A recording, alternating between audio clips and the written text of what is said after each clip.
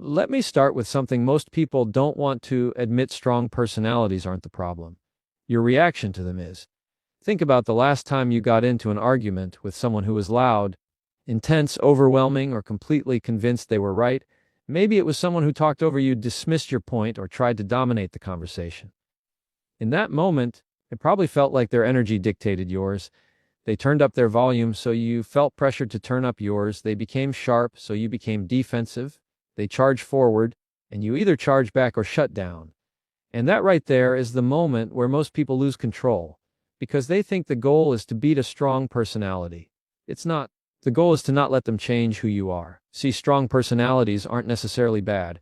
Many of them are passionate, confident, direct, honest, and deeply committed to what they believe. But when they argue from intensity instead of clarity, they become hard to handle. And that's where these strategies come in, not to overpower them, but to hold your ground without losing your cool, your voice, or your self-respect. So let's get into the mindset first. Your job is not to match their intensity. Your job is to protect your clarity. When someone tries to dominate a conversation, your nervous system reacts instantly. Your heart beats faster, your voice tightens, your thoughts start racing. You might feel the urge to interrupt, defend yourself, or say something you don't mean. But here's the truth: strong personalities expect you to react fast. They expect you to get emotional. They expect you to argue back impulsively, because that's how they maintain the upper hand. So the first strategy is simple but powerful: stay grounded, not triggered. When they push in, you pull back internally, not to escape the conversation, but to slow it down. When you stay calm, you break the rhythm they're trying to control. This doesn't mean you become passive. It means you stay in charge of you. The moment you protect your internal state, you've already shifted the power. The second strategy is this: lead with clarity, not volume. One of the biggest mistakes people make is thinking they need to raise their voice to be heard. Strong personalities don't respond to noise. They respond to certainty. You don't have to yell. You don't have to match their force. A steady, clear tone cuts deeper than any shout. The person who stays calm in a heated moment becomes the person in control of it. Here's something most people overlook: strong personalities don't respect long explanations. They respect clear boundaries. This is strategy number 3: set boundaries without apology. If someone is interrupting you, you don't say, "I'm sorry, but can you let me talk?" No, you say, "Hold on, I'm going to finish speaking." If someone is talking to you aggressively, you don't say, "I didn't mean to upset you," but you say, "I'm willing to continue this conversation, but only if we both keep it respectful." Your tone stays calm. Your words stay firm. Boundaries don't need emotion. They need consistency. Strategy number 4 is one of the most underrated tools in communication: ask precision questions. This is how you slow down someone who's trying to steamroll you. Questions shift the energy. Questions force clarity. Questions make intensity pause. For example, what exactly are you trying to say? What part do you disagree with? What do you need from me right now? You're making them think, not react. You're pulling the conversation out of chaos and into logic. Strong personalities can dominate a debate, but they can't dominate a question they haven't answered yet. And finally, strategy number 5, pause before you push back. People with intense personalities move fast. They overload the moment. They expect you to respond immediately. When you pause, even for 2 seconds, you break the pattern. You create space. Space is power in an argument, because it lets you step out of the emotional reaction and step into the logical response. And here's the thing: the pause is not weakness. The pause is control. It tells the other person, "I'm not reacting on your timeline. I'm responding on mine. Let me make something clear."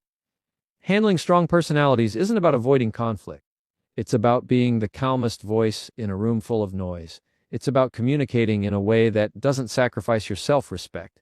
It's about knowing that confidence doesn't require aggression, and authority doesn't require volume.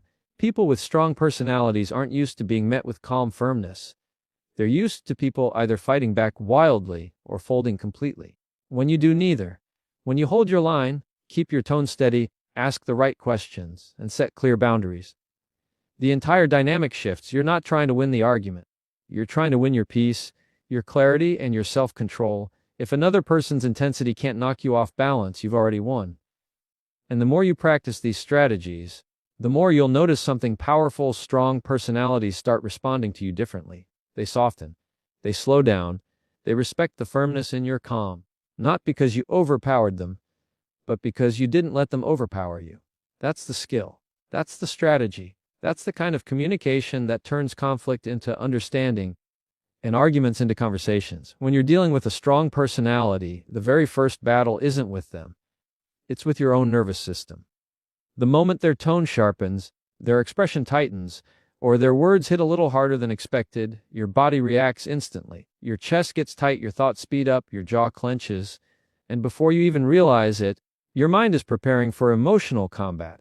This is exactly the moment where things go wrong because strong personalities aren't fueled by facts, logic, or calm reasoning. They're fueled by the emotional reaction they pull out of you. If they can get you to snap, stumble, defend, or chase their approval, the argument shifts into their territory. Staying grounded is not about being silent or weak, it's about refusing to let someone else's intensity decide the quality of your response. Staying grounded starts internally. It's noticing the trigger before it takes over. When someone comes at you with intensity, you don't mirror it, you observe it. You feel the rise in your chest, the heat in your face, the urge to interrupt. But instead of acting on it, you acknowledge it and hold your position. This is the part most people miss. Strong personalities push fast, and they push hard. They rely on pressure. They rely on speed. They rely on emotional momentum. The second you let that momentum sweep you up, the conversation is no longer in your hands. But when you stay grounded, you slow everything down, not for them, but for yourself. Because clarity doesn't exist in the middle of emotional chaos. You can't think clearly when your body believes it's under attack. Grounding yourself gives you the space to respond instead of react. One of the most powerful ways to stay grounded is remembering that intensity is not authority. Someone speaking louder or faster doesn't make their point more valid. Their confidence doesn't automatically make them correct. Strong personalities often use tone as a tool, a way to overwhelm, dominate, or intimidate without even realizing it. But that tool only works if you respond emotionally. When you stay steady, they lose leverage. Your calm exposes their intensity. Your presence slows their pace. Your stability makes them adjust to you instead of dragging you into their storm. Most arguments escalate because both people start playing the same emotional game. One raises the volume, the other follows. One becomes sarcastic, the other responds defensively. One interrupts, the other interrupts back. Staying grounded breaks that cycle completely. Grounding yourself is also an act of self-respect. It means you value your own peace more than the temporary satisfaction of firing back. It means you understand that winning an argument isn't about overpowering the other person. It's about not losing yourself in the process. Strong personalities often look for emotional cracks. They test reactions. They push boundaries. When you show that you can remain steady even when they turn up the heat, you communicate something incredibly powerful. I don't lose control just because you tried to take it. That level of calm doesn't make you passive. It makes you untouchable. Another part of staying grounded is separating the moment from your identity. When someone with a strong personality challenges you, criticizes you, or speaks sharply, your mind might try to take it personally. You might feel attacked or disrespected. But not every intense tone is an attack. Not every forceful statement is an insult. Many strong personalities communicate in a way that feels like confrontation when it's really just their default energy. Grounding yourself lets you decode the message instead of reacting to the delivery. You can respond to what's actually being said rather than the emotional noise around it. This is where real communication happens, in the space between their intensity and your clarity. Staying grounded also means giving yourself permission to pause. The pause is crucial. It's a moment where your body resets, your mind catches up, and your reaction loses its grip. Strong personalities hate the pause because it forces them out of their rhythm.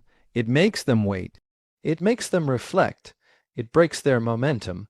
But it gives you everything: perspective, control, and time to choose the response you won't regret. A centered pause is more powerful than an emotional comeback, and it speaks louder than a raised voice ever will. Eventually, when you practice staying grounded long enough, something interesting starts to happen. The strong personality adjusts. They slow down, they listen, they soften, not because you match their force, but because your steadiness creates a different tone for the conversation. People don't calm down when you fight back. They calm down when they sense they're talking to someone who won't be moved by pressure, intensity, or emotional bait. Staying grounded isn't about changing them.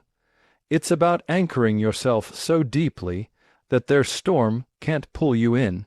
When you're in a conversation with someone who comes in loud, intense, or forceful, the instinctive reaction is to match their energy. Your voice rises without you even thinking about it. Your heart starts beating faster. Your words come out quicker, sharper, more defensive. But here's the truth most people never learn.